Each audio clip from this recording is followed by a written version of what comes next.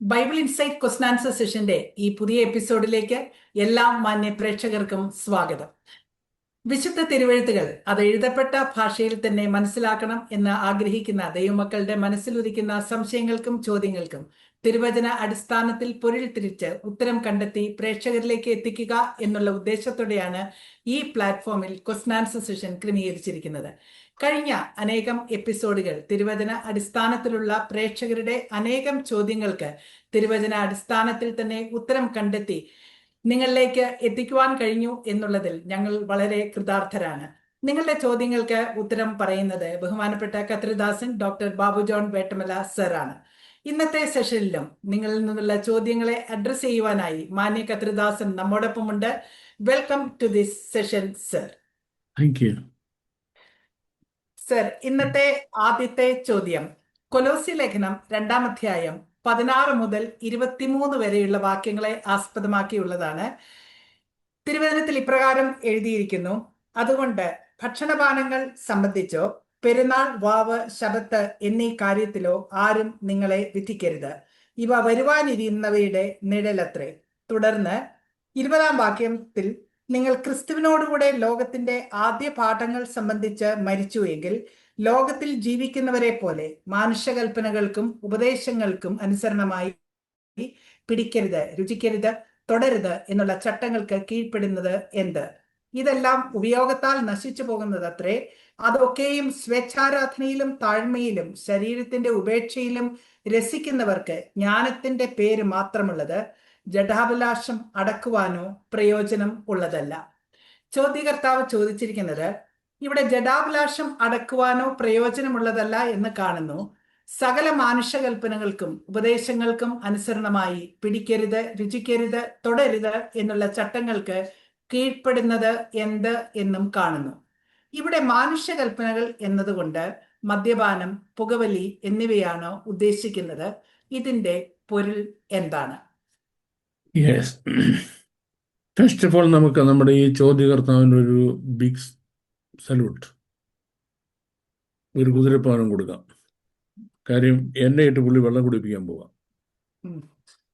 എന്നെ ഇട്ട് വെള്ളം കുടിപ്പിക്കാൻ പോവാം. ഈ ക്വസ്റ്റ്യൻ കൊലോസ്യ ലേഖനത്തിലാണ് വരുന്നത്. അപ്പം എന്നെ സംബന്ധിച്ചോളം the most difficult book to teach from the Bible is the Epistle to the Colossians. Okay. ചെറുക്കാണ് വെളിപ്പാട് പുസ്തകം പഠിപ്പിക്കാൻ ബുദ്ധിമുട്ടാണ്. ചില ദാനിയേൽ എന്ന് പറയും, ചില ഉൽപ്പത്തി എന്ന് പറയും, പലരും പല രീതിയിൽ പറയും. അത് അവരവരുടെ ടേസ്റ്റ്, ഇൻട്രസ്റ്റ്, നോളജ്, അവയർനെസ് ഇതിനനുസരിച്ചിരിക്കും. എനിക്ക് the most difficult book to teach കൊലോസ്യ ലേഖനമാണ്. അപ്പോൾ കൊലോസ്യ ലേഖനത്തിന് ഒരു മറുപടി പറയുക എന്ന് പറയുമ്പോൾ ഇച്ചിരി ബുദ്ധിമുട്ടുള്ള കാര്യമാണ്. ലേഖനങ്ങളുടെ പൊതുവായ ഒരു സ്വഭാവമുണ്ട്. ലേഖനങ്ങളുടെ പൊതുവായ സ്വഭാവം ഇത് ഒരാള് വേറൊരാൾക്ക് എഴുതുക. ഞാനല്ല അവർക്ക് എഴുതിയത്, ഈ ആൾ എനിക്കല്ല എഴുതിയത്. അപ്പൊ ചോദിക്കും, അങ്ങനെയാണെങ്കിൽ നമുക്ക് എഴുതിയ ഒന്നുമില്ലല്ലോ ബൈബിളില്. ഒന്ന് കൊലോസ്യർക്കും ഒന്ന് കൊരിന്ത്യർക്കും എഴുതിയല്ലോ. ഞങ്ങളുടെ ഈ റാന്നിക്കാർ പറയും, എടാ കൊരിന്ത്യർക്ക് ലേഖനം എഴുതിയതിന് കോഴഞ്ചേരിക്കാരൻ എന്താണ് അല്ലേ? അപ്പൊ നമുക്ക് ആപ്ലിക്കബിൾ അല്ല എന്നാണോ പറയുന്നത്? അങ്ങനെയല്ല. God's word is timely in its giving and timeless in its application. God's word is timely in its giving. നീ അത് പറയുമ്പോൾ ഏറ്റവും സ്യൂട്ടബിളായ ഒരു ഒക്കേഷനിൽ ആണ് ഈ കാര്യം പറയുന്നത്. അതിൻ്റെ ആപ്ലിക്കേഷൻ ലെവൽ വരുമ്പോൾ ടൈംലെസ് ഇൻ ഇസ് ആപ്ലിക്കേഷൻ. അന്നത്തെ കൊലോസിയിലെ ആളുകൾക്ക് അത് എത്ര ആപ്ലിക്കബിൾ ആയിരുന്നു അത്രയും തന്നെ ആപ്ലിക്കബിൾ ആണ് ഇന്ന് ലണ്ടനിൽ താമസിക്കുന്ന എനിക്കും. അതാ ദൈവത്തിന്റെ പ്രത്യേകത. നമ്മൾ പഠിക്കാൻ പോകുന്നുണ്ടേ. What happen on that side? അവിടെ എന്താ സംഭവിച്ചത്? എന്ന് നമ്മൾക്ക് അറിയുന്നില്ലെങ്കിൽ we will be in the fancy world, in the world of imagination. കാരണം ഒരു സ്ഥലത്ത് ദൈവമക്കൾ സഭ ഒരു ഇഷ്യൂ അഡ്രസ് ചെയ്യുന്നു, ഒരു ഇഷ്യൂ ഫേസ് ചെയ്യുന്നു. ആ ഇഷ്യൂ ഫേസ് ചെയ്യുമ്പോൾ ഇത് എങ്ങനെ അഡ്രസ് ചെയ്യണം, ഇതെങ്ങനെ സോൾവ് ചെയ്യണം എന്ന് അവർക്ക് അറിയുന്നില്ല. They are deeply troubled. Now the matter comes to Apostle Paul's notice. പൗലോസിന്റെ ശ്രദ്ധയിൽ അത് കൊണ്ടുവരുന്നു. തൻ്റെ ബന്ധപ്പെട്ട ആളുകൾ അത് കൊണ്ടുവരുന്നു. അവർ തന്നെ ചോദിക്കുന്നു, അല്ലെങ്കിൽ വേറൊരാൾ കൊണ്ടുവരുന്നു. പൗലോസ് അത് മറുപടി പറയേണ്ട ഒരു ചോദ്യമാണ് എന്ന് പൗലോസിനറിയാം. അവരോട് മാത്രമല്ല, ഫ്യൂച്ചർ ജനറേഷൻസിനോടുള്ള മറുപടിയാണെന്ന് പരിശുദ്ധാത്മാവിനറിയാം. ഇത്തരം ബേസിൽ ആണ് ഇതിന്റെ മറുപടി വരുന്നത്. Now the question, what happened on the other side? What happened on the other side എന്ന് മനസ്സിലാക്കത്തോളം കാലം നമ്മൾ ഈ വേദഭാഗം എടുത്തു വെച്ച് എന്തെല്ലാം പറഞ്ഞാലും, അതിൻ്റെ ഇടയ്ക്ക് എത്ര അന്യഭാഷ അഡീഷണൽ കയറ്റി കാച്ചിയാലും, 3-4-5 പാട്ട് ഗംഭീരമായിട്ടങ്ങ് പാടിയാലും, കേൾക്കുന്ന എല്ലാവരെയും കൊണ്ട് കൈയടിച്ച് സ്തോത്രം പറയിപ്പിച്ചാലും, അവർ നൃത്തം ചെയ്താലും, കെട്ടിമറിഞ്ഞ് വീണാലും, ഉരുണ്ടാലും, ഇതെന്തുവാണെന്ന് ആർക്കും മനസ്സിലാക്കാൻ പോകുന്നില്ല. കാരണം ഇത് വേറൊരാളുടെ ഇഷ്യൂ ആണ്. ആ ഇഷ്യൂവിന് മറുപടി പറയുക ലേഖകൻ. That's the first thing to understand. അപ്പം പ്രത്യേകിച്ച് ഈ കൊലസ്യ ലേഖനത്തിന്റെ ഈ ഭാഗം വരുമ്പോഴേ, ഇതിന്റെ 2-ാം അധ്യായത്തിന്റെ 16-ാമത്തെ വാക്യം മുതൽ അത് 23-ാമത്തെ വാക്യം വരെ ഫുള്ളാണ് മാവനോട് പറഞ്ഞത്. ആ ഭാഗം എന്ന് പറയുന്നത് അതാണ് എൻ്റെ ക്രസ്റ്റ്. ഈ ലേഖനം എഴുതാനുള്ള റീസൺ, എന്തുകൊണ്ട് കൊലസ്യ ലേഖനം എഴുതി, അത് കൊലസ്യ ലേഖനത്തിന്റെ ഹിസ്റ്റോറിക്കൽ റീസൺ ആണ്. എന്തുകൊണ്ട് കൊലസ്യ ലേഖനം ഇന്നും വേദപുസ്തകത്തിൽ നിലനിൽക്കുന്നു, നമ്മളിന്ന് പഠിക്കുന്നു, ഡിസ്കസ് ചെയ്യുന്നു, അതതിന്റെ എക്സിസ്റ്റൻഷ്യൽ റീസണാണ്. ഈ ഹിസ്റ്റോറിക്കൽ ആൻഡ് എക്സിസ്റ്റൻഷ്യൽ റീസൺ ആണ് ഹോൾ ബൈബിൾ സ്റ്റഡി എന്ന് പറയുന്നത്. Whole Bible study, historical and existential reason, അത് രണ്ട് പഠിച്ചു കഴിയുമ്പോൾ നമ്മൾ ബൈബിൾ പഠിച്ചു കഴിഞ്ഞു. ഹോൾ ബൈബിൾ നമ്മൾ പഠിച്ചു കഴിഞ്ഞു. അത്രേ ഉള്ളൂ ബൈബിളിനകത്ത് പഠിക്കാൻ. പിന്നെ വ്യാഖ്യാന ശാസ്ത്രം പഠിക്കാൻ പോയ തലമുറകളിലും തീരത്തില്ല. നമ്മളോട് വ്യാഖ്യാന ശാസ്ത്രം പഠിപ്പിക്കുന്നില്ല. അപ്പൊ നമുക്ക് എങ്ങോട്ടാണ് ഒന്ന് തുടങ്ങേണ്ടത്? ഒന്ന്, ഇത് ഗ്രീസിലാണ്.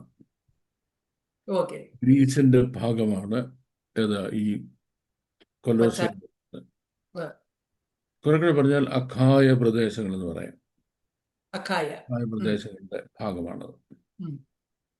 അപ്പം ഈ സ്ഥലത്ത് സുവിശേഷം എത്തുമെന്നുള്ളത് പൗലോസ് അറിയുന്നതിന് മുമ്പേ സാത്താൻ അറിഞ്ഞിട്ടുണ്ട്. പൗലോസ് പിന്നെ അറിയുന്നത്. അപ്പം സുവിശേഷം എത്തുന്നതിന് മുൻപ് സുവിശേഷം പ്രചരിക്കുന്നതിനെ തടുക്കുന്നതിനുള്ള ഡിറ്ററൻസ് ഉണ്ടല്ലോ. എന്തൊക്കെ കാരണം കൊണ്ട് സുവിശേഷത്തെ നമുക്ക് തടുത്തു നിർത്താം. ആ ഡിറ്ററൻസ് അവിടെ എത്തിക്കുക എന്നുള്ളതാണ് സാത്താന്റെ പണി. He has to take the deterrence over it. അത് തടഞ്ഞു നിർത്തുന്നു, തടുക്കുന്നത്. അപ്പൊ സുവിശേഷത്തിനെതിരായിട്ട് സാത്താൻ കൊണ്ടുവന്ന ഡിറ്ററൻസ്, അത് ഏത് വ്യക്തിയാണ് സുവിശേഷം കേൾക്കാൻ പോകുന്നത് എന്നുള്ളതിന് അടിസ്ഥാനത്തിരിക്കും. ഈ സുവിശേഷം കേൾക്കാൻ പോകുന്ന ആളുകൾ ഹൈലി ഇന്റലക്ച്വലായ ആളുകളാണെന്നിരിക്കട്ടെ, ഹൈ ഇന്റലക്ട്സ് ആണെന്നിരിക്കട്ടെ. അപ്പം ഒരു ഇന്റലക്ച്വൽ ഹൈ ഗ്രൗണ്ടിൽ ഉള്ള ചില റീസൺസ് സുവിശേഷത്തിന് വിരോധമായിട്ട് സാത്താൻ അവിടെ എത്തിക്കും. ഇനിയും ഇത് വലിയ വിദ്യാഭ്യാസമൊന്നും ഇല്ലാത്ത സാധാരണക്കാരാണ് ഇത് കേൾക്കാൻ പോന്നിരിക്കട്ടെ. ഉം, ഇതിന്റെ ഓൾട്ടർനേറ്റീവ്സ് എടുത്തും ഉം, ഐഡിയോളജിക്കൽ ഓൾട്ടർനേറ്റീവ് എന്ന് പറയും. ഉം, ഐഡിയോളജിക്കൽ ഓൾട്ടർനേറ്റീവ് എന്ന് പറഞ്ഞാൽ ഇവിടെ ക്രിസ്തുമാർഗത്തിൽ ഞങ്ങളുടെ ബന്ധുക്കോസിൽ വരൂ, ഉം, നിങ്ങളുടെ രോഗമെല്ലാം സൗഖ്യമാകും, നിങ്ങളുടെ പൈശാചി ബന്ധനം എല്ലാം അഴിയും. കഴിയും. പറയുന്നു ഞങ്ങൾ ഇന്ന പള്ളിയിൽ പോയി ഇരുന്നാൾ വെളിച്ചെണ്ണ കൊടുത്ത് തിരി കത്തിച്ചാൽ മതി, അവിടെ ഇതെല്ലാം ഒഴിയും, ബാധയും ഒഴിയും, ദീന ഒഴിയും. ഉം, ഇതിന് പകരം വേറൊന്ന് കൊടുക്കുന്നു. ഉം, നിങ്ങളുടെ അവിടെ വരേണ്ട ആവശ്യം എന്താ? അതെ. ഉം, ഐഡിയോളജിക്കൽ ഓൾട്ടർനേറ്റീവ്. ഉം, എന്ത് ചെയ്യും ഈ ഐഡിയോളജിക്കൽ ഓൾട്ടർനേറ്റീവ്? സുവിശേഷി എത്തുന്നതിന് മുമ്പേ ഈ ഓൾട്ടർനേറ്റീവ്സ് അവിടെ ഓൾറെഡി എത്തും. ഉം, ഇനി മറ്റൊന്ന്, ഈ സുവിശേഷത്തെ റിഡൻഡന്റനാക്കാൻ അത് നമുക്കതിൻ്റെ ആവശ്യമില്ലല്ലോ. ഉം, നമുക്കതിൻ്റെ ആവശ്യം ഇല്ലല്ലോ. ഇല്ല. അതിനെ റിഡൻഡന്റ് ആക്കാൻ കഴിയുന്നത് എന്താണ്? ഉം, സുവിശേഷത്തെ റിഡൻഡന്റ് ആക്കാൻ കഴിയുന്ന ഏറ്റവും നല്ലത് ഫിലോസഫിയാണ്. ഓക്കെ. ഉം, ഫിലോസഫിയാണ്. അപ്പം ഫിലോസഫിയുടെ പ്രത്യേകത എന്ന് പറയുമ്പം അത് സൗണ്ട് മൈൻഡഡ്നെസ് കൊടുക്കുന്ന ഒരു വ്യക്തിക്ക്, സൗണ്ട് മൈൻഡഡ്നെസ്, ഉം, ഒരു നല്ല മാനസികാവസ്ഥ കൊടുക്കുന്നു. അതെ. സംതൃപ്തി. Philosophy makes a man good. ഉം, philosophy makes a man good. ഒരു മനുഷ്യൻ നല്ലവനാകുന്നു. അതെ. I'm already good, that I don't need your gospel anyway. Yes. നിങ്ങൾ പോയി കള്ളനോടോ ദുഷ്ടനോടോ പിടിച്ചുവരിക്കാരനോടോ മോഷ്ടാവിനോടോ വ്യഭിചാരിയോടോ ഒക്കെ ഇത് പറഞ്ഞു, ഞാൻ ഈ കാറ്റഗറിലൊന്നും വരുന്ന ആളല്ല. I'm already a good man. ഉം, I'm already a good man. I'm already a good man എന്ന് പറയുമ്പം എന്തുകൊണ്ട് മഹാത്മാഗാന്ധി യേശു ക്രിസ്തുവിന്റെ സുവിശേഷം സ്വീകരിച്ച് ക്രിസ്ത്യാനി ആയില്ല? ഇത്രേ ഉള്ളൂ. I'm already a good man. Yes. യേശു ജീവിച്ചതുപോലെ നല്ല മനുഷ്യനായി ജീവിക്കാൻ ശ്രമിക്കുകയാണ് ഞാൻ, അതെ. അല്ലേ? യേശു സകല അന്യായ ബന്ധനങ്ങളെ അറുത്ത് കളയുക, നുഖത്തിന്റെ അമിക്കൈകളെ പൊട്ടിച്ചു കളയുക, എല്ലാ അടിമയ്ക്കും സ്വാതന്ത്ര്യം കൊടുക്കുക എന്നല്ലേ യേശു ക്രിസ്തു പ്രസംഗിച്ചത്. ഉം, ഇതേ കാര്യം ജീവിതത്തിൽ ചെയ്യുന്ന ആളാണ് ഞാന്, യെസ്. ഉം, അല്ലേ? അപ്പൊ എനിക്ക് യേശു ക്രിസ്തുവിനെ എന്റെ രക്ഷിതാവ് സ്വീകരിക്കേണ്ട ആവശ്യം എന്താ? ഉം, തള്ളിക്കളയുന്നു. ഉം, ഇനിയും ഇതേ കാര്യമായിട്ട് ജോർജ് ബേർണഡ് ഷോ എന്ന് പറയുന്ന വലിയ ചിന്തകന്റെ അടുത്ത് ചെല്ലുന്നു. ഉം, ജോർജ് ബേർണഡ് ഷോ ഒരു സുവിശേഷ വേലക്കാരൻ പറഞ്ഞു. അവർ പറഞ്ഞു, അവരോട് അദ്ദേഹം പറഞ്ഞത്, അദ്ദേഹമല്ല അയാൾ പറഞ്ഞത്, ഉം, ഞാൻ പാപിയാന്നിരിക്കട്ടെ, ഞാൻ ഒരു പാപവും ചെയ്യുന്നില്ല, ഒന്നാമത്തെ കാര്യം. ഉം, ഇനി അഥവാ ഞാൻ വല്ലതും പാപം ചെയ്തിട്ടുണ്ടെങ്കിൽ അതിന്റെ പരിഹാരം ഞാൻ ചെയ്തോളാം. നിങ്ങളുടെ യേശു എന്റെ പാപപരിഹാരത്തിനുണ്ട്, ഒന്നും ചെയ്യണ്ട. ചെയ്യണ്ട.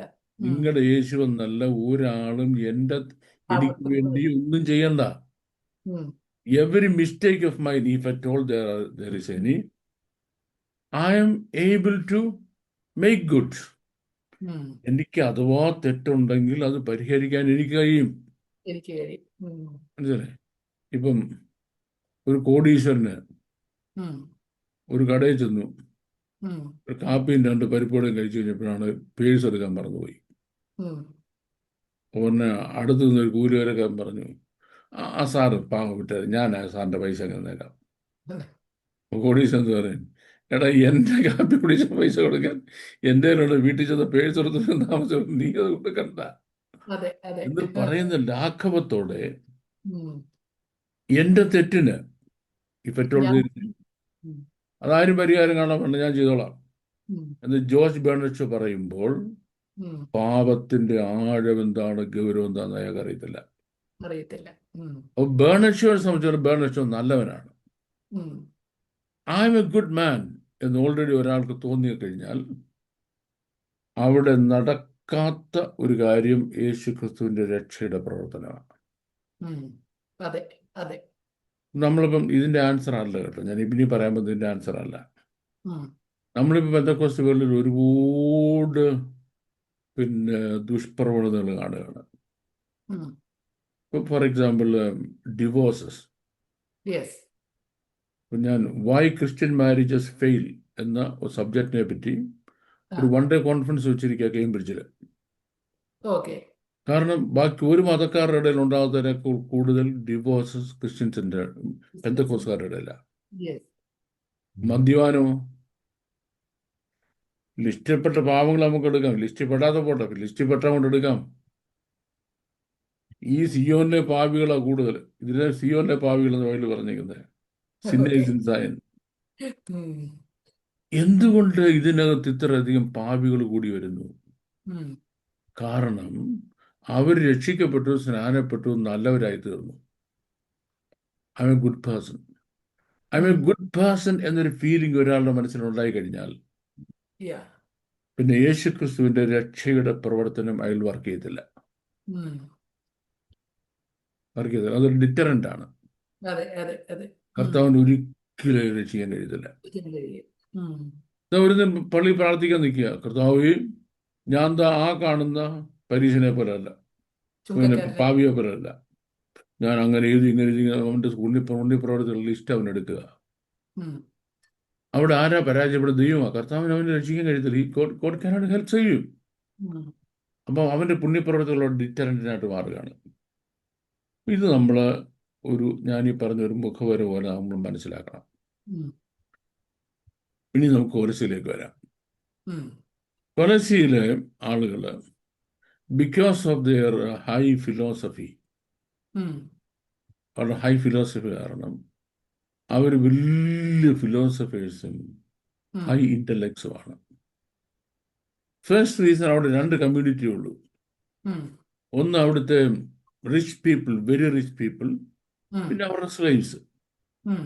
ഈ 2 കമ്മ്യൂണിറ്റി ഉള്ളൂ. And the rich are very rich. Yes. അപ്പം അവർക്ക് വലിയ വലിയ പുസ്തകങ്ങൾ വായിക്കാൻ, ഉം. ഡിസ്കഷൻസിൽ ഏർപ്പെടാൻ, ഉം. ഈ സെമിനാറിൽ അറ്റൻഡ് ചെയ്യാൻ, കോൺഫറൻസിൽ അറ്റൻഡ് ചെയ്യാൻ, ലെക്ചേഴ്സ് കേൾക്കാൻ, ലെക്ചേഴ്സ് കൊടുക്കാൻ ഇഷ്ടംപോലെ സമയമുള്ളവരാണ്. Yes. So they were intellectual upper cream. അപ്പോൾ അവിടെ ഒരു ഫിലോസഫി ആദ്യം എത്തി. ഉം. ആ ഫിലോസഫിയുടെ പേര് ഡൊസേറ്റിസം എന്നാണ്. ഉം. ഡൊസേറ്റിസം. Asceticism. ഡൊസേറ്റിസം എന്ന് പറയുന്നത് ഗോഡ് ആൻഡ് ക്രിയേഷൻ എന്നുള്ള സബ്ജക്റ്റാണ്. ഉം. ദൈവം എന്ന ക്രിയേറ്ററും ഉം. ഈ പ്രപഞ്ചം എന്ന സൃഷ്ടിയും. സൃഷ്ടി. ഉം. ഇതാണ് ഡൊസേറ്റിസത്തിന്റെ ഫോക്കസ്. ഉം. അപ്പോൾ ഒരു ചോദ്യം ഉണ്ടാകുന്നത്, the difference between these two. ഉം. ഫിലോസഫി നല്ല കാര്യമാണ്, വളരെ നല്ലതാണ്. പക്ഷെ ഉണ്ടാക്കുന്ന ദോഷമെന്ന് പറഞ്ഞാൽ, കഴിഞ്ഞ ദിവസം നമ്മൾ സംസാരിച്ചാണെന്ന് തോന്നുന്നു, അത് ഈ മനുഷ്യനെ കുറെ കുരുക്കി കളയും, ഉം.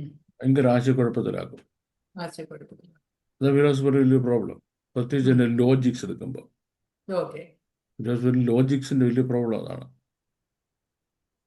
ഈ ഡെസൈറ്റിസം വരുമ്പോൾ അതിൻ്റെ ലോജിക്കൽ ഫോക്കസിൽ ദൈവം, മനുഷ്യൻ, അതായത് ക്രിയേഷൻ ആൻഡ് ക്രിയേറ്റർ. Create. ഉം. The first question, who is the creator? ഉം. Is he material or spiritual? ഉം. ഉം. ക്രിയേറ്റർ മെറ്റീരിയൽ ആണോ സ്പിരിച്വൽ ആണോ? Spiritual ആണ്. ഉം. ക്രിയേറ്റർ സ്പിരിറ്റ് ആണ്, ദൈവം ആത്മാവാണ് എന്ന് ബൈബിൾ പറഞ്ഞിട്ടുണ്ട്. അതെ. ആണല്ലോ, അതെ. Body spirit. And what about creations? Creations material ആണോ അതോ സ്പിരിച്വൽ ആണോ? നമ്മൾ ഈ കാണുന്ന ക്രിയേഷൻസ് ഒക്കെ മെറ്റീരിയൽ ആണോ സ്പിരിച്വൽ ആണോ? നോക്ക്. എല്ലാ ക്രിയേഷൻസും മെറ്റീരിയലാ, മെറ്റീരിയലാണ്. അതെ. അല്ലേ? അതെ. ഞാൻ മെറ്റീരിയൽ അല്ലയോ? എല്ലാം മെറ്റീരിയൽ അല്ലയോ? അതെ. Okay, and now there is a question, the next question. How can Yes, spiritual. material come from the spiritual? ഉം. Another question. God, is he holy or unholy? God is holy. ഉം.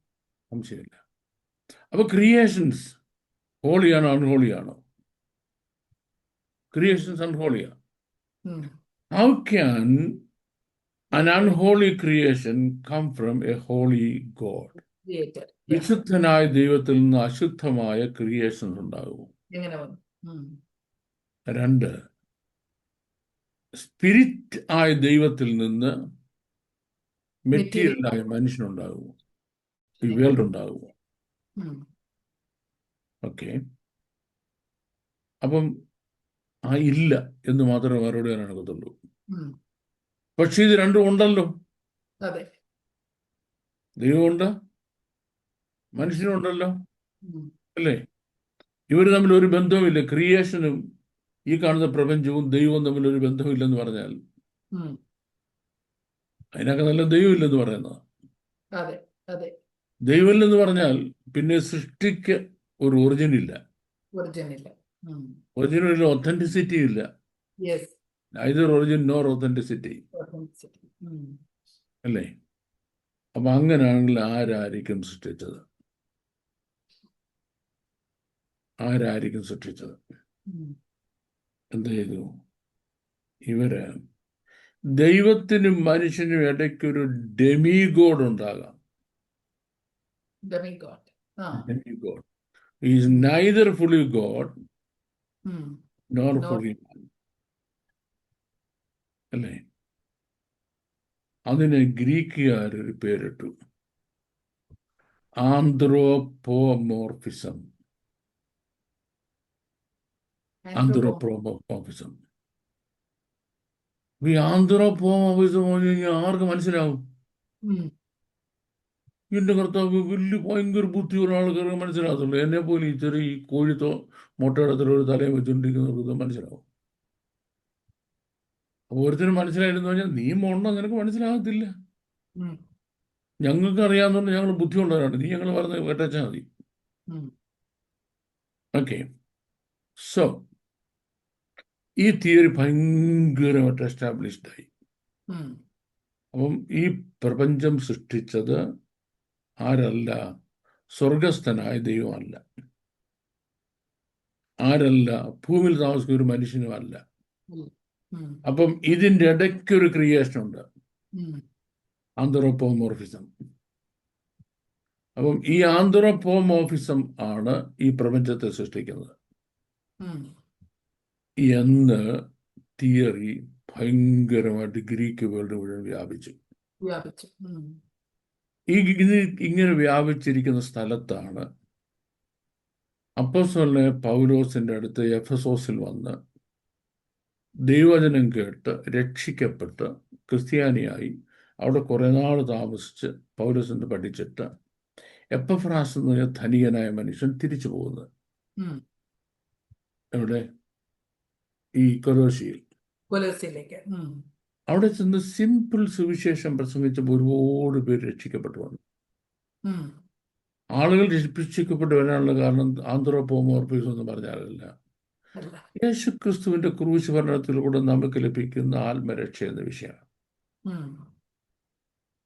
അതിന് മാത്രമേ ആളുകളെ ചലിപ്പിക്കാൻ കഴിയത്തുള്ളൂ, attract ചെയ്യാൻ കഴിയത്തുള്ളൂ. ഉം. അങ്ങനെ ആളുകൾ കേട്ട് കേട്ട് കേട്ട് കേട്ടൊന്ന് വലിയ സഭയായി. ഉം.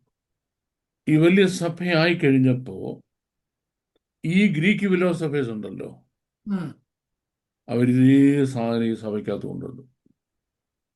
ഓക്കെ. ആ. ആ. അപ്പൊ ഇതിനകത്ത് സഭയ്ക്കകത്ത് കൊണ്ടുവന്നപ്പോൾ ഉം. അതിനകത്ത് ഈജിപ്ഷ്യൻ റിലിജിയൻ, ഉം. Roman religion, Babylonian religion, Greek religion, ഇതിൻ്റെ എല്ലാം റിലീജിയസ് എലമെന്റ്സ് ഉണ്ട്. ഉം. അപ്പം ഈ ക്വസ്റ്റ്യന് മുൻപിൽ ഉം. വിശ്വാസികൾക്ക് പിടിച്ചു നിൽക്കാൻ കഴിയുന്നില്ല. കഴിയുന്നില്ല. ഉം. Not able to. ഉം. അപ്പൊ അങ്ങനെയാണ് ഇതിന് മറുപടി പറയണ്ടേ. ഉം. ഇതിന് മറുപടി പറയുന്നതിനുണ്ട് ഈ വേദപുസ്തകത്തിൽ എഴുതിയ 2 പുസ്തകങ്ങളേ ഉള്ളൂ, 2 എഴുത്തുകാരേ ഉള്ളൂ. ഓക്കെ. 2 എഴുത്തുകാരിൽ മറുപടി ചെയ്യാൻ പറ്റത്തുള്ളൂ. ഉം. ഒന്ന് യോഹന്നാൻ, ഓക്കെ. മരിച്ചിട്ടില്ലാത്ത അപ്പോസ്തലനായ യോഹന്നാൻ. ഉം. യോഹന്നാൻ അതിന് വളരെ കൃത്യമായി കൊടുക്കുന്ന മറുപടിയാണ് ഉം. യോഹന്നാന്റെ 3 ലേഖനങ്ങൾ, ഓക്കെ. ആ ആ വിശേഷമല്ല, ലേഖനങ്ങൾ. ലേഖനങ്ങൾ. പക്ഷെ നമുക്കത് അറിയാൻ പറ്റുന്നുണ്ട്, യോഹന്നാൻ ലേഖനം വായിച്ചാൽ ഒന്നും മനസ്സിലാകത്തില്ല. ഉം. കാൺമീൻ നാം ഇപ്പോൾ ദൈവങ്ങളാം, ദൈവകാലത്തിൽ പിതാവ് നമുക്കത് വലിയ സ്നേഹം തന്നിരിക്കുന്നു. ഉം. നിങ്ങൾ അങ്ങനെ രണ്ടു വാക്കുകളില്ലാതെ സ്നേഹിക്കുന്നവൻ ദൈവത്തിൽ വസിക്കുന്നു, സ്നേഹിക്കാത്തവൻ ദൈവത്തെ കാണില്ല, ഇങ്ങനെയുള്ള വാക്കുകൾ നമ്മൾ പറയുന്നതല്ലാതെ ഇതെന്തിനാ ഇങ്ങനെയൊക്കെ പറഞ്ഞു ചോദിച്ചാൽ നമുക്കറിയത്തില്ല. ഉം. എന്തിനാ ഈ അപ്പച്ചൻ ഇങ്ങനെയൊക്കെ എഴുതിയെന്ന് ചോദിച്ചാൽ അറിയില്ല. നമുക്കറിയത്തില്ല. ഉം. ഇനി നമുക്ക് കുറച്ച് ലേഖനത്തിലേക്ക് വരാം. ഉം. കുറച്ചിലേക്ക് വരുമ്പോൾ ഈ 2-ാം അധ്യായത്തിൻ്റെ ഈ ഭാഗമാകുമ്പോഴേക്ക് ഉം. ഇവരുടെ വാദം മുഴുവൻ ഖണ്ഡിക്കുകയാണ് ആദ്യം മുതൽ പൗലോസ്. ഉം. കുറച്ചിലേക്കിൻ്റെ ഓരോ വാക്യവും എടുത്തിട്ട് നമ്മൾ നേരെ ഈ ഡൊസേറ്റിസത്തിലേക്ക് പോകണം. ഉം. ഡൊസേറ്റിസത്തിൽ എന്താണ് ഇതിനെപ്പറ്റി പറഞ്ഞിരിക്കുന്നത്? ഉം. അതറിയാവുന്ന ആളുകൾക്ക് അതിനെ ഖണ്ഡിച്ചുകൊണ്ട് എഴുതുന്നതാണ്. ഓക്കെ. ആ ഡൊസേറ്റിസം ഒന്നേ കേട്ടിട്ടില്ലാത്ത നമ്മൾ, എങ്ങനെ മനസ്സിലാവും? അതിനെപ്പറ്റി ഒരു മണ്ണാങ്കട്ടി അറിയുമ്പോൾ നമ്മൾ കൊലോസിന് എന്താ പറയാ എന്ന് മനസ്സിലാക്കാനാ? നമ്മൾ പിന്നെ കൂട്ടത്തിലെ പാട്ടും വെള്ളത്തിലെ പൂട്ടുന്ന പോലെ കിട്ടിടത്ത് വെച്ച് നല്ല കീറും. എല്ലാവരും കൈയടിച്ച് ആത്മാവിൽ ആരാധിച്ചോളാൻ പറയും. നമ്മൾ എല്ലാവരും കൂടി കൈയടിക്കുമ്പോൾ ആത്മാവിൽ ആരാധനയായി, നമ്മൾ തിരിച്ചു പോയി, നമുക്ക് പൈസ കിട്ടി. ഇതാണ് പ്രോബ്ലം. ഉം. ഇനി നമുക്ക് ഈ 2-ാം അധ്യായത്തിൻ്റെ ഉം. 16 വരെയുള്ള ഭാഗത്തേക്ക് നമ്മൾ വരാൻ പോവാണ്. ഉം. അപ്പം അതിനു മുമ്പ് നമ്മൾ 2-ാം അധ്യായത്തിൻ്റെ 13 മുതലുള്ള വാക്യങ്ങളൊക്കെ വായിക്കുമ്പോൾ, യെസ്, വായിക്കണം. അതിക്രമങ്ങളിലും നിങ്ങളുടെ ജഡത്തിന്റെ അഗ്രചർമ്മത്തിലും മരിച്ചവരായിരുന്നു നിങ്ങളെയും അവനോടുകൂടെ ജീവിപ്പിച്ചു, അതിക്രമങ്ങൾക്ക് നമ്മോട് ക്ഷമിച്ച ചട്ടങ്ങളാൽ നമുക്ക് വിരോധവും പ്രതികൂലമായിരുന്ന കൈയെഴുത്ത് മായിച്ച് ക്രൂസിൽ തറച്ച് നടുവിൽ നിന്ന് നീക്കിക്കളഞ്ഞു. വാഴ്ചകളെ അധികാരങ്ങളെ ആയുധവർഗം വെപ്പിച്ച ക്രൂശിൽ അവരുടെ മേൽ ജയോത്സവം കൊണ്ടാടി അവരെ പരസ്യ കാഴ്ചയാക്കി. കർത്താവായ യേശു ക്രിസ്തു ക്രൂശിൽ കിടന്ന് 6 കാര്യങ്ങൾ അക്കംപ്ലിഷ് ചെയ്തു. The cross was meant to accomplish 7 things. 6 things he accomplished. The 7th thing he postponed it. 6 കാര്യങ്ങൾ കർത്താവ് അക്കംപ്ലിഷ് ചെയ്തു, ഇവിടെ പറയുന്നത്. ഓക്കെ. 7ാമത്തെ കാര്യം അത് ഇച്ചിരി പോസ്റ്റ്പോൺ ചെയ്തിരിക്കുക, കർത്താവ് വേറൊരു പർപ്പസിന് വേണ്ടി. എന്നിട്ട് അപ്പം ഇത്രയും കാര്യങ്ങൾ ചെയ്ത് യേശു ക്രിസ്തുവിനെ ആദ്യം ഉയർത്തി കാണിച്ചു. So Paul gave them a clear picture of Jesus Christ. ആ 6 കാര്യങ്ങൾ നമ്മൾ എക്സ്പ്ലെയിൻ ചെയ്ത് കഴിയുമ്പോഴേ ഇനി പറയുന്നതിന്റെ റിലവൻസ് എന്താന്ന് നമുക്കോ ആർക്കെങ്കിലും പിടികിട്ടത്തുള്ളൂ. ആ 6 കാര്യങ്ങളുടെ റിലവൻസ്: 1, ഈ യേശുക്രിസ്തു 1-ാം അധ്യായം വരുമ്പം ഈ സകല സൃഷ്ടിക്കും ആദ്യജാതനാണ്. അവൻ മുഖാന്തരം സിംഹാസനങ്ങളാകട്ടെ, കർത്തൃത്വങ്ങളാകട്ടെ, വാഴ്ചകളാകട്ടെ, അധികാരങ്ങളാകട്ടെ, ഈ ഭൂമിയിലുള്ളതാകട്ടെ, സ്വർഗത്തിലുള്ളതാകട്ടെ, സ്വർഗത്തിൽ ഭൂമിക്ക് താഴെ പാതാളത്തിലുള്ള സകലതും അവൻ മുഖാന്തരം സൃഷ്ടിച്ചു. അപ്പൊ യേശുക്രിസ്തു എന്ന സൃഷ്ടാവിനെ എക്സ്പോസ് ചെയ്തു, സ്ഥാപിച്ചു. ഡെമിഗോഡല്ല. ഈ ആള് 100% ഗോഡ് ആയിരുന്നുവെന്ന് ഈ 1-ാം അധ്യായം മുഴുവൻ തെളിയിച്ചു. 100% ഗോഡ് ആയിരുന്നുള്ള കാര്യം. അതിന് 2-ാം അധ്യായം വരുന്നുണ്ടേ, ഇതേ ആള് 100% മനുഷ്യനായിരുന്നു. ഇൻ ബിറ്റ്വീൻ ദ ടു അല്ല. ഒട്ടൊട്ട് കണ്ടനും ഒട്ടൊട്ട് ചക്കി. ചിലപ്പോൾ ചക്കിയാണ്, ചിലപ്പോൾ കണ്ടനാണ്. ഏതാന്ന് പൂർണ്ണമായിട്ട് പറയാൻ പറ്റത്തില്ല എന്ന് പറയുന്ന പോലെ അല്ല. He was 100% God, very God of the very God. And 100%. ഇനിയുമോ he was very man of the very man. ഉം. അപ്പൊ മനുഷ്യൻ എന്ന നിലയ്ക്ക് താൻ എന്ത് ചെയ്തു? ബലഹീന മനുഷ്യനെ പോലെ ക്രൂശിൽ കയറിയിട്ട് ചെയ്യുന്ന ഒന്നാമത്തെ കാര്യം, മനുഷ്യവർഗത്തിന് വിരോധവും പ്രതികൂലമായിരുന്ന കൈയെഴുത്ത് മായ്ച്ചു കളഞ്ഞു. ഉം. എന്തോ മനുഷ്യവർഗത്തിന് വിരോധവും പ്രതികൂലമായിരുന്ന കൈയെഴുത്ത്? പാപം ചെയ്യുന്ന ദേഹി മരിക്കണം. മരിക്കണം. ഉം. ഏതെന്തോട്ടത്തിലെ വിധിയാ. അതെ അതെ. ആ വിധി തൻ്റെ ചോര കൊണ്ട് മായ്ച്ചു. ഉം. എന്നിട്ട് കാൽവറിൽ പുതിയൊരു വിധി എഴുതി, പാപം ചെയ്യുന്നവൻ മരിക്കണ്ട. എന്തുകൊണ്ട്? അതിന് പകരം ഞാൻ മരിച്ചു കഴിഞ്ഞെന്ന്. ഉം.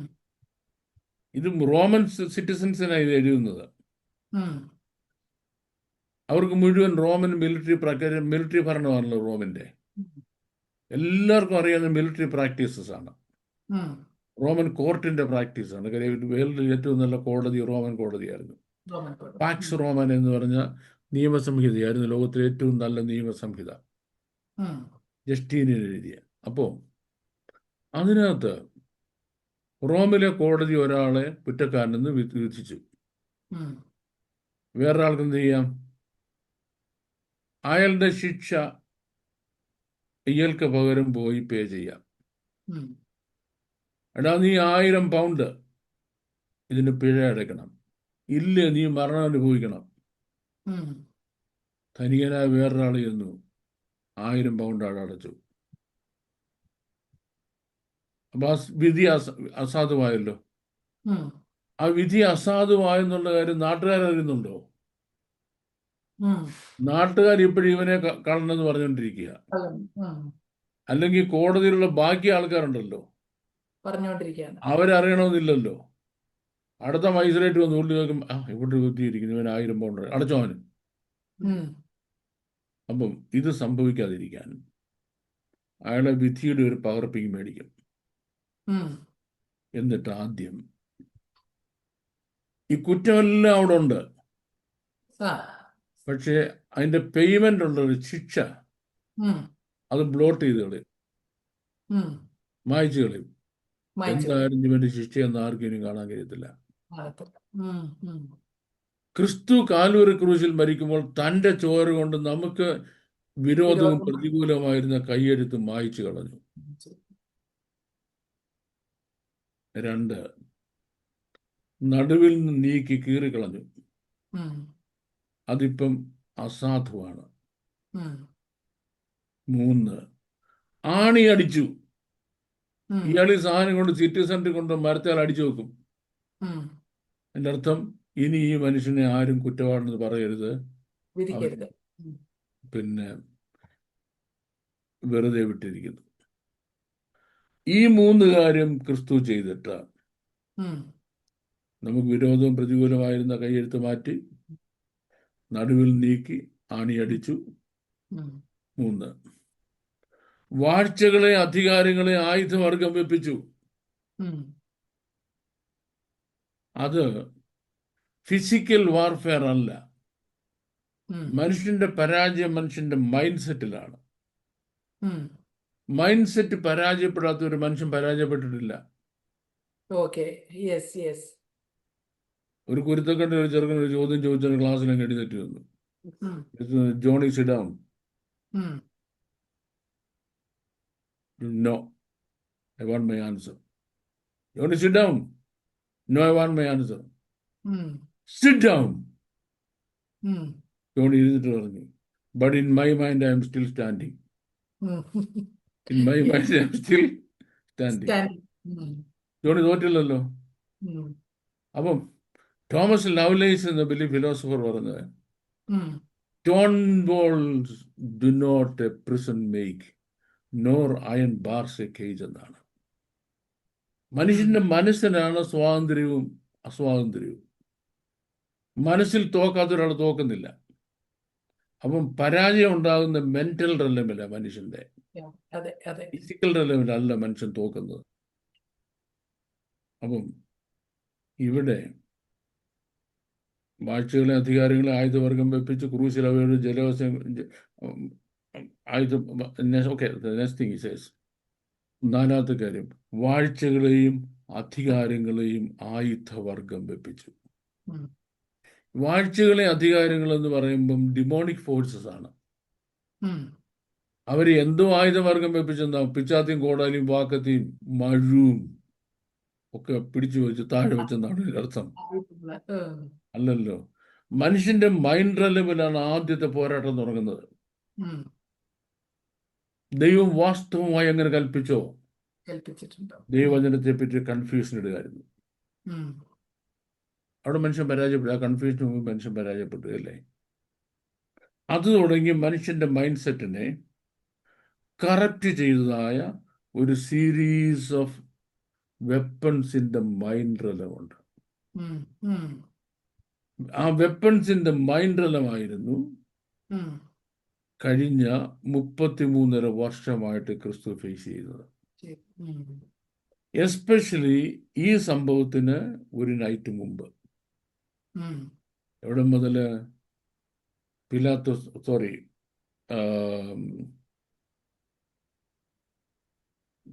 പിന്നെ ഇവരുമായിട്ട്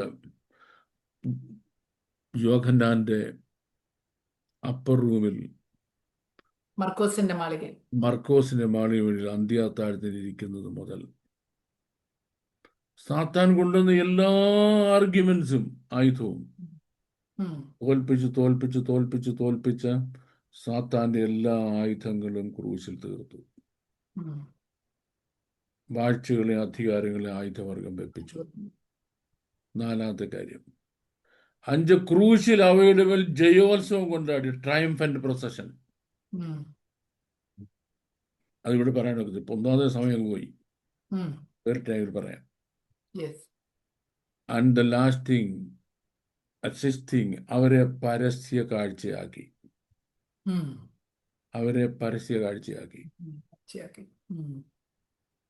ഇപ്പോഴത്തെ ഷെയിം ഓൺ ദം എന്നാണ്. Shame on them.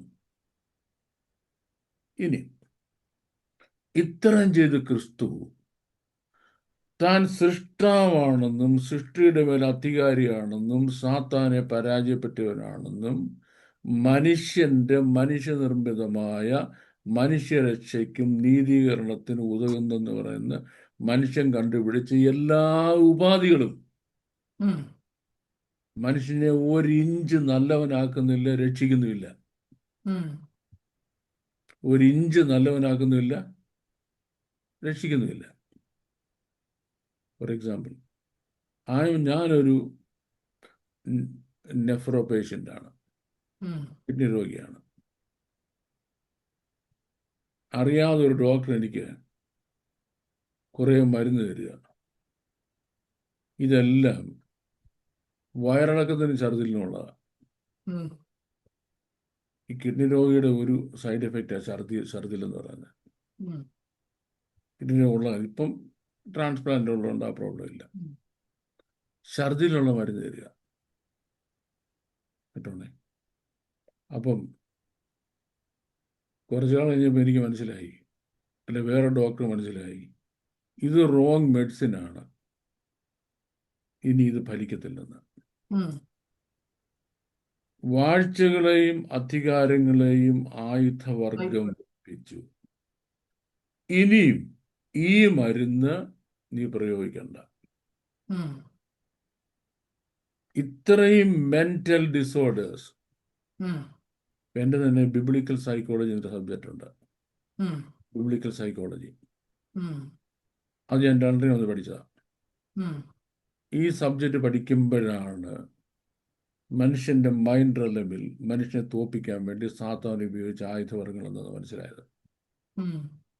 അപ്പം വാഴ്ചകളെ അധികാരങ്ങളെ ആയുധവർഗം വെപ്പിച്ചു. നാലാമത്തെ കാര്യം, ക്രൂശിൽ അവയുടെ മേൽ ജയോത്സവം കൊണ്ടാടി അവരെ പരസ്യ കാഴ്ചയാക്കി. അപ്പൊ ഇനി ഇത്രയും നാള് ഇവൻ നിനക്ക് പ്രിസ്ക്രൈബ് ചെയ്തിരുന്ന പാരസീറ്റമോളും ഇവന്റെ പിന്നെ കുറേ മരുന്നുകളുണ്ടല്ലോ, അതൊന്നും ഇനി നീ ഉപയോഗിക്കരുത്. യെസ്.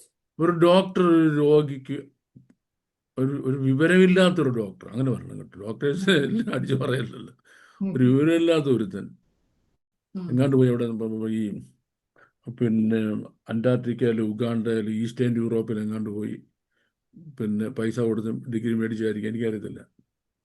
ആ പുള്ളിയോടെ വന്ന് കുറേ മരുന്ന് പ്രിസ്ക്രൈബ് ചെയ്തു. കുറെ പാവങ്ങൾ ഇത് കഴിച്ചോണ്ടിരിക്കുക, ഇത് കഴിച്ച ഞാൻ സുഖമാകുന്നത് കണ്ട്. അപ്പോൾ ശരിയായ ഡോക്ടർ വന്നു. ഡോക്ടർ വന്നിട്ട് ഓരോന്നെടുത്തു. ഇത് ഇനി നീ കഴിക്കണ്ട, ഇത് ഇനി നീ കഴിക്കണ്ട, ഇത് ഇനി നീ കഴിക്കണ്ട, ഇത് ഇനി നീ കഴിക്കണ്ട. ചുരുക്കത്തിൽ ഡൊസൈറ്റിസം ഫിലോസഫിയിൽ എന്തെല്ലാം മരുന്ന് മനുഷ്യൻ നന്നാകാനുണ്ടോ, അത് ഓരോന്നിനും പൗലോസ് ക്യാൻസൽ ചെയ്യുക. എന്തുകൊണ്ട്? കർത്താവ് ഇത് ക്രൂശി ക്യാൻസൽ ചെയ്താണെന്ന്. കർത്താവ് ക്രൂശി കയറിയപ്പം ഈ മരുന്നിന്റെ മുഴുവൻ പേര് ക്യാൻസൽ ചെയ്തു. തന്റെ ചോര കൊണ്ട് ക്യാൻസൽ ചെയ്തു. തന്റെ കൈയോട് ആണി അടിച്ചു, ക്രൂശിൽ തറച്ചു, നടുവിൽ കീറിക്കളഞ്ഞു. പിന്നെ നീ എന്തിനാ ഈ മരുന്ന് മാറ്റം കൊണ്ട് നടക്കുന്നത്? ഈ മരുന്നിന്റെ നീ നടക്കുന്നുണ്ട്, എന്ത് സാധിക്കാനാ? ഇത് മനസ്സിൽ കണ്ടിട്ട് നമുക്ക് ഈ ഭാഗം വായിക്കാനെടുക്കാം. നോക്കൂ. അതുകൊണ്ട് ഏതുകൊണ്ട്? ക്രിസ്തു ഇതിനെല്ലാം ആയുധവർഗം വെപ്പിച്ച് ജീവോത്സവം കൊണ്ടാടിയുണ്ട്. ഭക്ഷണപാനീയങ്ങൾ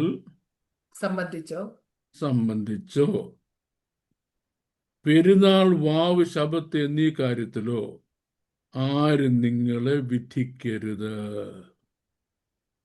ചില കക്ഷികളുണ്ടല്ലോ, അവർ കുറെ പെരുന്നാളുകള്, വാവുകള്, ശബത്തുകൾ വെച്ചിരിക്കുകയാണ്. ആ ദിവസങ്ങളിൽ സൂര്യൻ ഇത്ര ഡിഗ്രി ചരിഞ്ഞാണ് വരുന്നത്, ഭൂമി ഇത്ര ഡിഗ്രി ഇങ്ങോട്ട് ചരിയുമാണ്. ആ ദിവസങ്ങളിൽ നിങ്ങൾ പാല് കുടിക്കാൻ പാടില്ല. പാല് പുറത്തെടുത്ത് വെച്ച് നോക്കിയാൽ പാലിനകത്തെല്ലാം വിഷം വരും. പിന്നെ ഇന്ന ചെടികൾ കൊണ്ട് അത് ഇതിൻ്റെ പ്രോബ്ലം ഉണ്ടാക്കുന്നതാണ്. പിന്നെ ആ ദിവസങ്ങളിൽ കുളിക്കാൻ പാടില്ല, അല്ല കുളിക്കുകയാണെങ്കിൽ ഇത്ര നേരം കുളിക്കണം. പിന്നെ ചില സാധനങ്ങൾ വെള്ളിയാഴ്ച ആയിക്കഴിഞ്ഞാൽ എന്തെങ്കിലും മീൻകറി കൂട്ടരുത്. ഞങ്ങളുടെ സെൻട്രൽ റാംകൂറിൽ വെള്ളിയാഴ്ച ഇറച്ചി കഴിക്കത്തില്ല. അയ്യോ, കർത്താവ് ക്രൂശിക്കപ്പെട്ട ദിവസം കൊണ്ട് ഇറച്ചി തിന്നരുത്. പായസം വെക്കത്തില്ലെന്ന് വീട്ടില്. നല്ല മർദ്ദമക്കാരുടെ യാക്കോക്കാരുടെ വീട്ടിൽ പായസം വെക്കത്തില്ല വെള്ളിയാഴ്ച. അപ്പം ഭക്ഷണപാനീയങ്ങൾ സംബന്ധിച്ചോ പെരുന്നാള്, വാവ്, ശബത്ത്, ഇതെല്ലാം കിട്ടണം. ഇതെല്ലാം ഓരോ സീസണുമായിട്ട് അറ്റാച്ച് ചെയ്താ വരുന്നത്. ഫോർ എക്സാമ്പിൾ, ഞാൻ നല്ലൊരു ഒരു അഗ്രേറിയൻ ബാക്ക്ഗ്രൗണ്ടിൽ നിന്ന് വരുന്ന ആളാണ്, കാർഷിക പശ്ചാത്തലത്തിൽ നിന്നാണ്. അപ്പോൾ ഈ കർക്കിടക മാസം 1-ാം തീയതി ആണെന്ന് തോന്നുന്നു, അത് കർക്കിടക ദിവസം കർക്കിടവാവെന്നൊരു ദിവസമുണ്ട്. കർക്കിടവാവിൻ്റെ അന്ന് നമ്മൾ ചിരട്ടയ്ക്കകത്ത് വെളിച്ചെണ്ണ ഒഴിച്ചിട്ട് തിരി കത്തിച്ച് അവിടെ എല്ലാം കൊണ്ട് വെക്കണം സന്ധ്യയാകുമ്പോഴത്തേക്ക്. എന്നിട്ടെന്തറിയാമോ? കാച്ചിൽ പുഴുങ്ങണം. കാച്ചില്, ചേന, ചേമ്പ്, പ്രധാനപ്പെട്ട ഇത്രയും പുഴുങ്ങി നമ്മളെല്ലാവരും കഴിക്കണം. കാരണം കാർത്തിക ദേവതയുടെ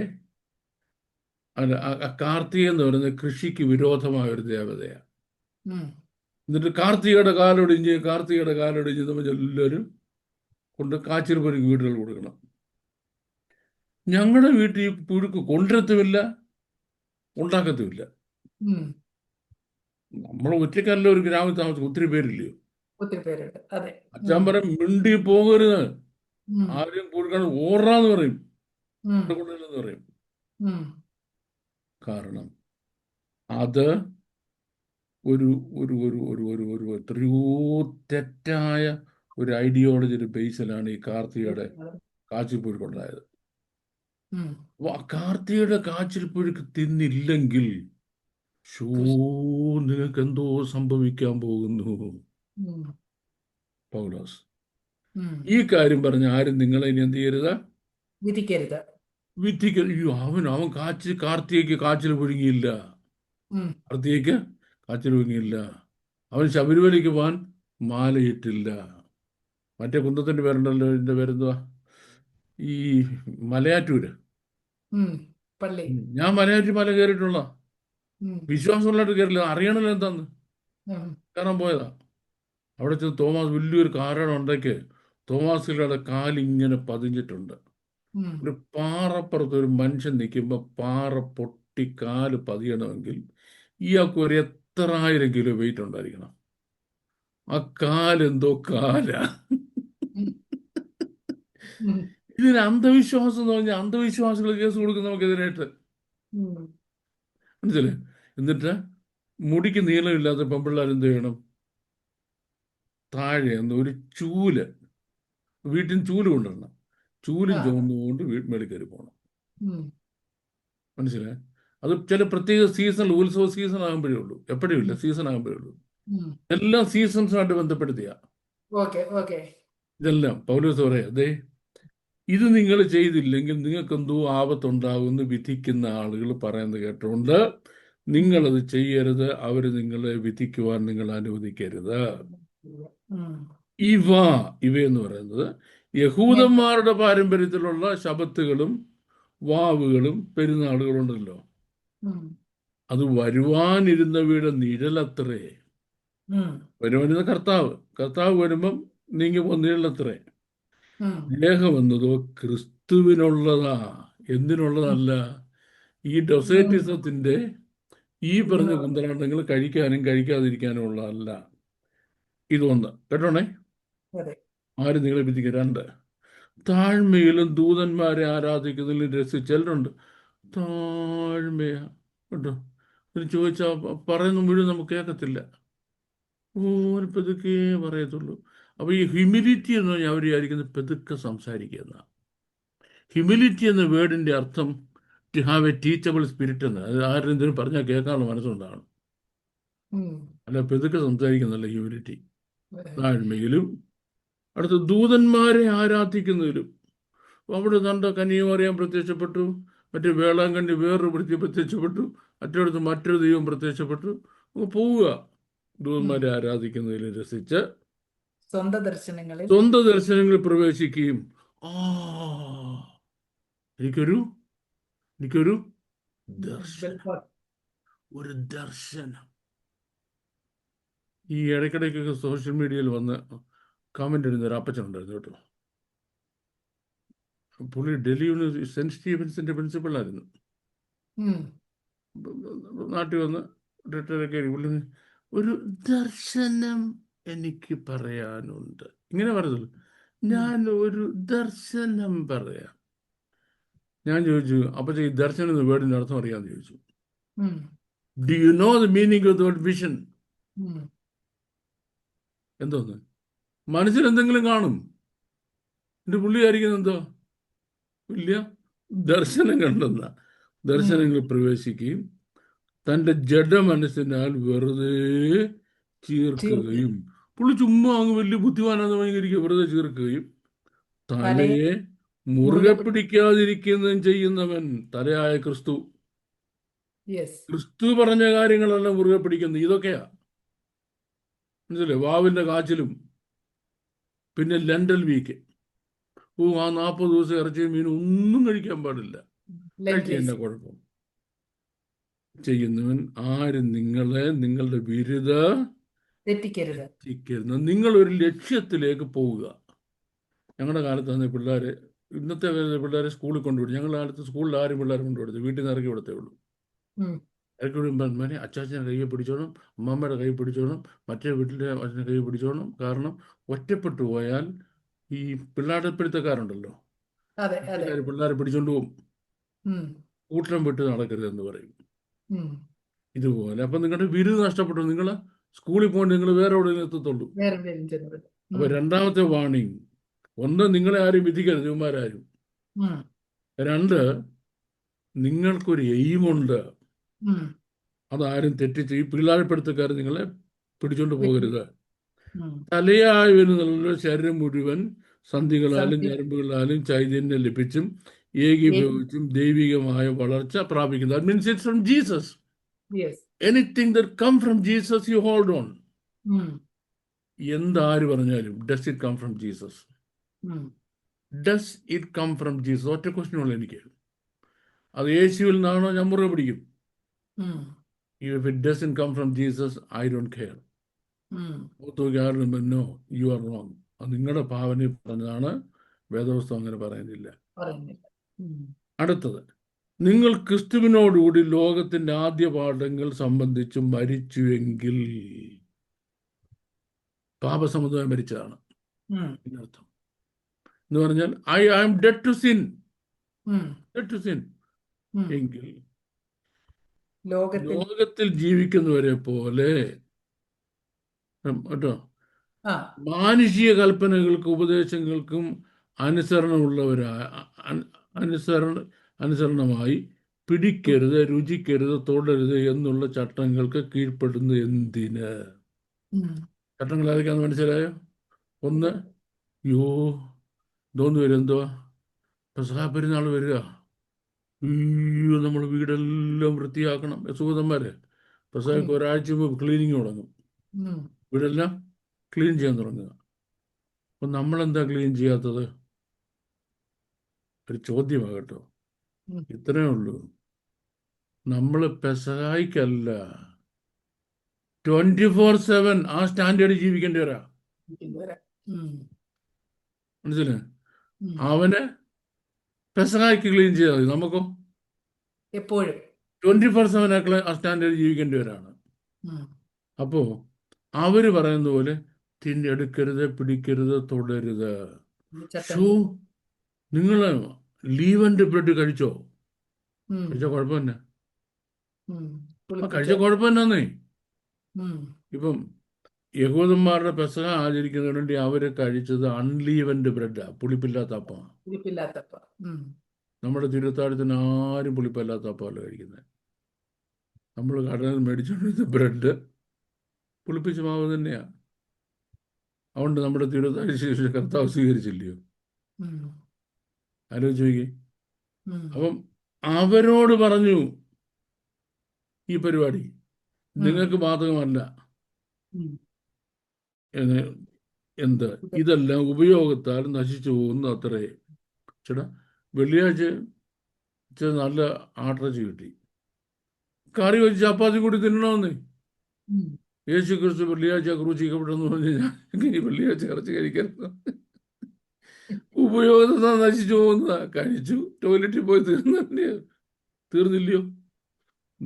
ഉപദേശം നശിച്ചു പോകുന്ന അത്രേ.